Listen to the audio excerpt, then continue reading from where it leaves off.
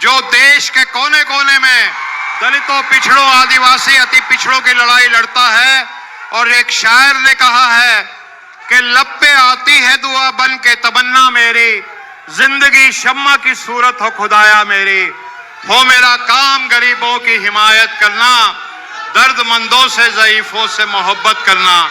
न्याय योद्धा राहुल गांधी जी। स्टेज पर इंडिया अलायंस के सारे नेता, स्टेज पे डिस्टिंग्विश्ड गेस्ट्स, सिविल सोसाइटी से जो आए हैं, और भाइयों और बहनों, आप सबका मैं दिल से यहां स्वागत करता हूं।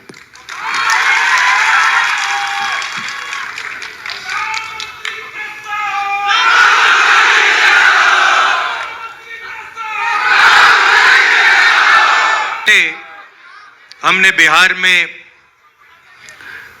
ये वोट अधिकार यात्रा शुरू की।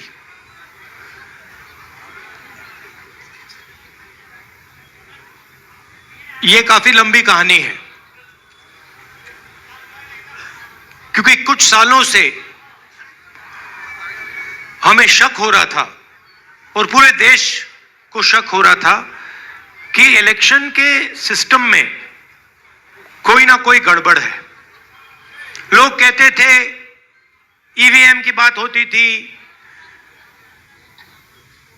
आरएसएस के संगठन की बात होती थी, मगर एक बात दिखने को मिलती थी कि बाकी पार्टियों को एंटी इनकम्बेंसी हो जाती थी, मगर बीजेपी के खिलाफ कभी एंटी इनकम्बेंसी नहीं होती थी। बीजेपी एक बार, दो बार, तीन बार, चार बार, एक के बाद एक चुनाव जीती जाती थी।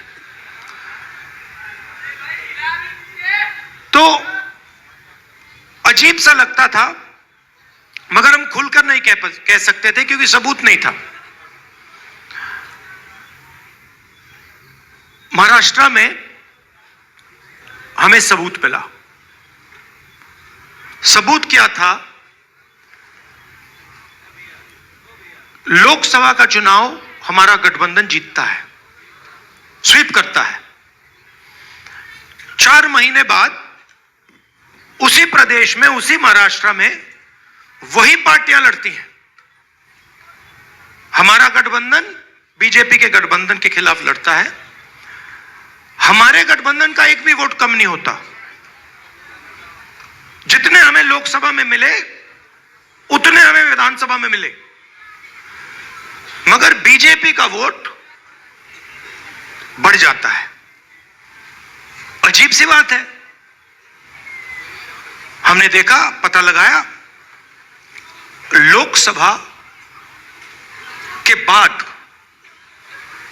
तकरीबन 1 करोड़ नए वोटर, 1 करोड़ नए वोटर इलेक्शन कमीशन ने लिस्ट में डाले।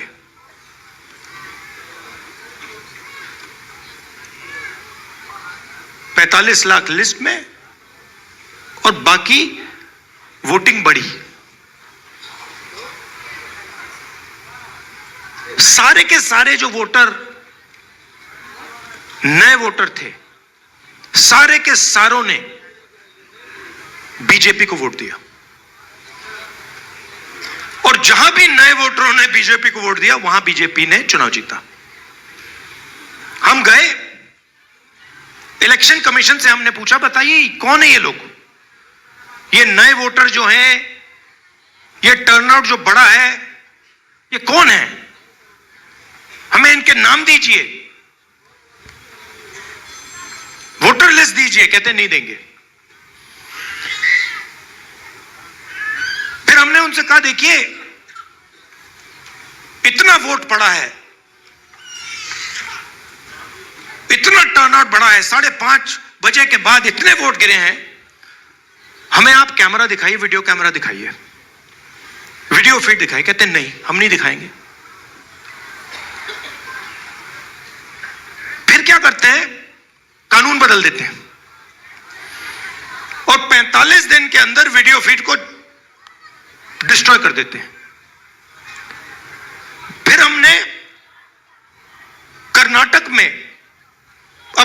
से कहा कि देखिए आप एक लोकसभा चुनिए और उसमें गहराई से देखिए, मैग्नीफाइंग ग्लास को लेके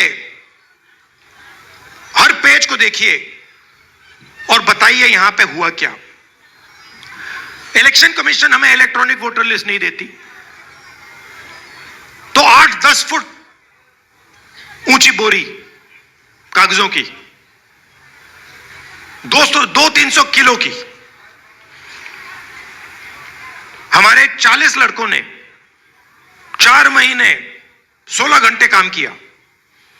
वोटर लिस्ट में एक फोटो को लाखों फोटो से मिलाया, एक नाम को लाखों नामों से मिलाया, एक एड्रेस को बाकी एड्रेसेस से मिलाया और सच्चाई निकली। सच्चाई क्या थी? सच्चाई थी कि 7 सीटें हैं बेंगलोर सेंट्रल में, 6 कांग्रेस पार्टी जीतती है। 7वीं सीट में एक विधानसभा में 1 लाख फर्जी वोटर, 1 लाख। और जहां फर्जी वोटर थे, जिस असेंबली में फर्जी वोटर थे, वहां बीजेपी जीतती है। वो सारे के सारे 1 लाख जो वोट थे, उसके कारण बीजेपी लोकसभा का चुनाव जीत गई। मैंने प्रेजेंटेशन किया। अच्छा, मैं आपसे एक बात पूछना चाहता हूं, आपका नाम क्या है?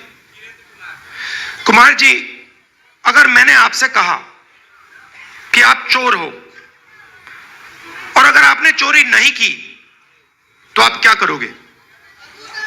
सबसे पहले आप कहोगे खबरदार, तुम्हें मुझे चोर बुलाया, बोलोगे ना? ठीक है। अगर आपने चोरी की होती और मैंने कहा चोर हो, तो आप चुप बैठोगे?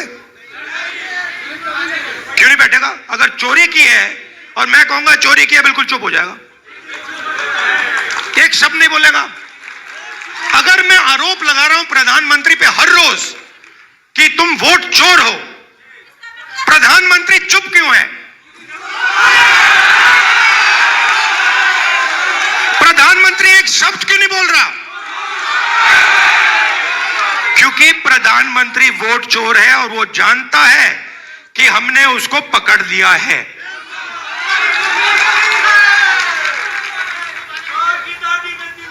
देखिए, मैं आपको एक बात बताता हूं। देखिए, हमारा जो काम है ना, मेरा जो काम है, मेरे बारे में आप दो चीजें समझ लीजिए। सबसे पहले, अगर मैंने किसी चीज के बारे में मन बना लिया तो फिर मन बना लिया। और दूसरी चीज, मैं सुपरफिशियल बात नहीं करता हूं, मैं गहराई से चीजों को समझकर काम करता हूं। अब आप एक बात समझिए और सुनिए। जब वोट चोरी होती है तो इस संविधान पर आक्रमण होता है। इस संविधान में लिखा है कि हिंदुस्तान के एक नागरिक को 1 वोट मिलेगा, चाहे वो अंबानी हो, चाहे वो सबसे गरीब व्यक्ति हो, किसान हो, मजदूर हो, वोट 1 मिलेगा। माधवापुरा में एक व्यक्ति का नाम 4-5 बार वोटर लिस्ट पे आता है। यह संविधान पर आक्रमण है।